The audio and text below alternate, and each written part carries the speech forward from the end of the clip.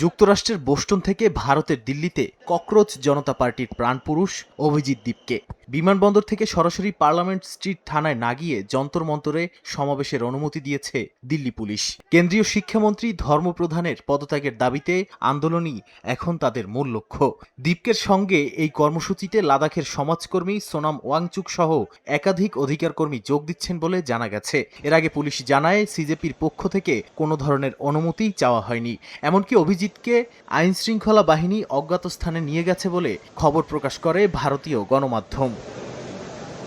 এদিকে এই বিক্ষোভকে কেন্দ্র করে রাজধানী জুড়ে নিশ্ছিদ্র নিরাপত্তা বলয় তৈরি করেছে দিল্লি পুলিশ। প্রধানমন্ত্রী নরেন্দ্র মোদী, স্বরাষ্ট্রমন্ত্রী অমিত শাহ এবং শিক্ষামন্ত্রীর বাসভবনের বাইরে নিরাপত্তা বহুগুণ বাড়িয়ে দেয়া হয়। 14 জন ডিসিপি ও 32 জন এসিপির নেতৃত্বে মোট 12টি জনে ভাগ করা হয় নয়াদিল্লিকে। তবে পুলিশের স্পষ্ট নির্দেশনা, বিক্ষোভকারীদের সঙ্গে কোনো রকম সংঘাতে না জড়িয়ে আলোচনার মাধ্যমে পরিস্থিতি শান্ত রাখতে হবে।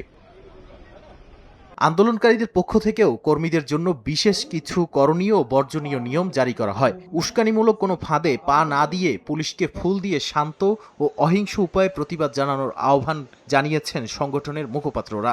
একই সঙ্গে তীব্র গরমের কথা মাথায় রেখে সবাইকে সঙ্গে জাতীয় পতাকা, বই, সানস্ক্রিন এবং পর্যাপ্ত পানি রাখার পরামর্শ দেওয়া হয়। আম আদমি পার্টি সহ বিভিন্ন ছাত্র সংগঠনও এই আন্দোলনে মাঠে নামছে বলে গোয়েন্দা সূত্রের বরাতে জানিয়েছে ভারতীয় গণমাধ্যম দ্য ইন্ডিয়ান এক্সপ্রেস।